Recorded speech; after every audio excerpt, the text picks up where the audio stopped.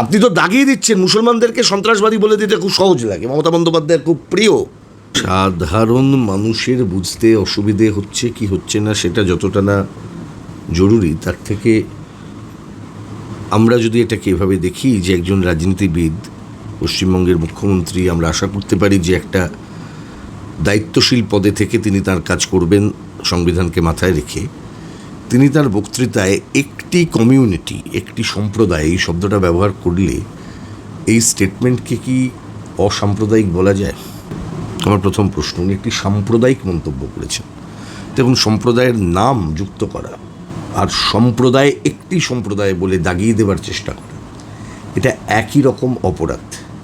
এবং আমাদের দেশের সুপ্রিম কোর্টের রায় আছে যে কোনো রাজনীতিবিদ এই ধরনের বক্তব্য রাখতে পারেন না, বিশেষত রাজনৈতিক মঞ্চ থেকে, যেখানে তার বক্তব্যটা মানুষ গ্রহণ করবেন বা বর্জন করবেন, মানুষের কাছে পৌঁছাবে, তিনি এই ধরনের বক্তব্য রাখতে পারেন না। মমতা বন্দ্যোপাধ্যায় রেখেছেন, উনি জানেন যে এইভাবে যদি তিনি পোলারাইজেশনটাকে সেট করতে পারেন, আমরা আছি বলে, আমরা বাঁচিয়ে নিচ্ছি বলে তোমরা বেঁচে আছো, আমরা আছি বলে তোমরা বেঁচে আছো। তারপরে আরও ভয়ঙ্কর কথা বলেছেন, মুসলিমদের আমি দোকাইনি।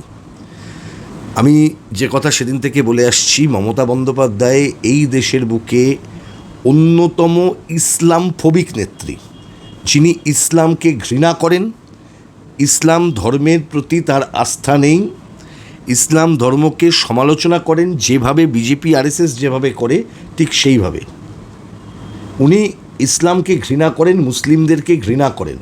মমতা বন্দ্যোপাধ্যায়ের কথা যদি আপনি শোনেন তাহলে এটা স্পষ্ট বুঝতে পারবেন।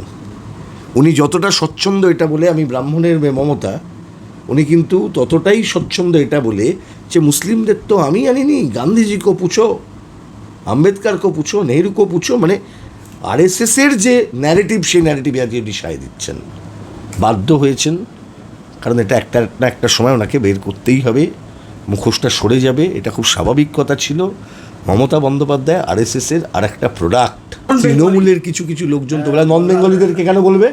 আচ্ছা, নন বেঙ্গলিদেরকে কেন বলবে? কেন নন বেঙ্গলিদের কেন বলবে?